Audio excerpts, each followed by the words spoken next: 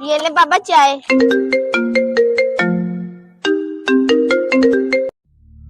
Hello, क्या? हम आ रहे हैं। अरे बाबा रुका तो सही, कहाँ जा रहे हैं? हम आ रहे हैं। अरे बताए तो। आकर बताते हैं।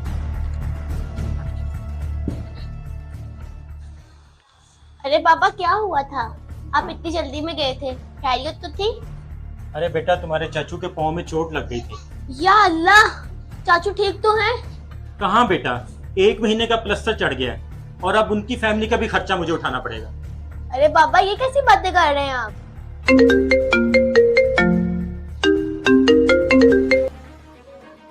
हेलो, अच्छा ठीक है। देखा, पड़ गई ना मुसीबत। अब 15,000 रुपये मांग रहे हैं। तो पापा मुसीबत में भाई भाई की मदद नहीं करेगा तो फिर कौन करेगा? अरे ये क्या मुसीबत है? अरे बाबा फोन क्यों नहीं उठा रहे? ये तो आपके भाई हैं ना। अगर मुसीबत में किसी जरूरतमंद की आवाज आपके कानों में जाए तो हमें अल्लाह का शुक्र अदा करना चाहिए, क्योंकि अल्लाह ने अपने बंदे की मदद के लिए आपको पसंद किया है, वरना वो अकेला ही काफी है।